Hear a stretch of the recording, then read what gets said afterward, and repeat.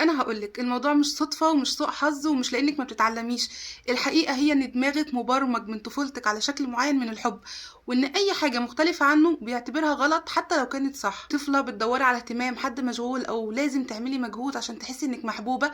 عقلك الباطن هنا بيسجل درس خطير، ان الحب مش حاجه سهله، ان الحب لازم نتعب له، ولازم تتعبي قوي وتفضلي تحاولي عشان توصلي للحب اللي انت تستاهليه. عشان كده كل مره بتختاري نفس النوع من الاشخاص حتى لو كان في حد تاني كويس قدامك، دماغك بيرفضه لانه بالنسبه له مش مألوف، مش هو ده نوع الحب اللي هو اتعود عليه. الحل ايه؟